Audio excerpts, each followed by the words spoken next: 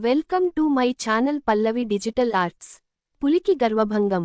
ఒకప్పుడు ఓ దట్టమైన అడవిలో పులి, ముళ్లపంది, తేనెటీగ మంచి స్నేహితులుగా ఉండేవి.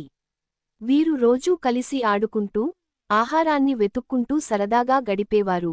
అడవిలో ఏదైనా ప్రమాదం కలిగినా ఒకరికొకరు సహాయం చేసుకునేవారు. ఒకరోజు పులి తన బలాన్ని గర్వంగా చూపిస్తూ, నేను అడవిలో అందరికంటే బలవంతుడు. నా బలం నాకు ఉన్నప్పుడు మిగతావారి సహాయం ఎందుకు కావాలి నాకు? అని అన్నది. ముళ్లపంది చిరునవ్వుతో, నీకు బలం ఉన్నా, వేగం కావాలి కదా. అవసరమైనప్పుడు నన్ను తప్పక గుర్తు చేసుకుంటావు అంది. తేనెటీగ మాత్రం సున్నితంగా, స్నేహం బలం కంటే గొప్పది. బలం ఒంటరిగా కాక, ఐక్యంగా ఉంటేనే గెలుపు సాధ్యమవుతుంది అని చెప్పింది. అలాగే రోజులు గడిచాయి. ఒకరోజు పులి అడవిలో ఏకదాటుగా పరుగెత్తుతూ వెళ్లి, అనుకోకుండా వేటగాళ్ల పొంచి ఉన్న పొరలో చిక్కుకుంది.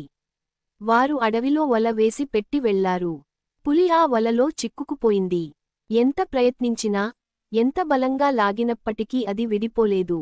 పులి భయంతో గర్జించింది. ఆ గర్జన విన్న ముళ్లపంది వెంటనే అక్కడికి పరుగెత్తుకుంటూ వచ్చింది. పులిని చూసి, నిన్ను విడిపించేందుకు నేను ప్రయత్నిస్తాను అని చెప్పింది. ముళ్లపంది తన పదునైన కొమ్ములతో వలని తెంపాలని అనుకుంది. కాని, వల చాలా గట్టిగా ఉండటంతో అది తెగలేదు. అప్పుడు తేనెటీగ తన వెంట ఉన్న తేనెటీగలన్నింటినీ పిలిపించింది. తేనెటీగలన్నీ కలిసి వలని చిన్న చిన్నగా కొరికుతూ కోయడం మొదలుపెట్టాయి. కొద్దిసేపటికి వలకి చిన్న చిన్న బీటలు పడ్డాయి. ముళ్లపంది తన కొమ్ములతో మరింత గట్టిగా లాగడంతో వల చివరికి తెగిపోయింది. పులి విముక్తమై ఊపిరి పీల్చుకుంది. సిగ్గుతో, నేను నా బలాన్ని మాత్రమే నమ్ముకున్నాను. కాని, నిజమైన బలం స్నేహితుల్లోనే ఉంది. మీరు లేకపోతే నేనిప్పుడు ఇక్కడ ఉండేవాడిని కాదు అని చెప్పింది. అప్పటినుంచి పులి తన గర్వాన్ని వదిలేసి, స్నేహాన్ని మరింత విలువైనదిగా గుర్తించుకుంది. వారు ముగ్గురు మరింత ఘనమైన స్నేహంతో హాయిగా జీవించారు. నీతి: స్నేహమే నిజమైన బలం.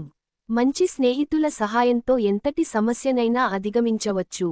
Thank you so much for watching. Please like, share and subscribe.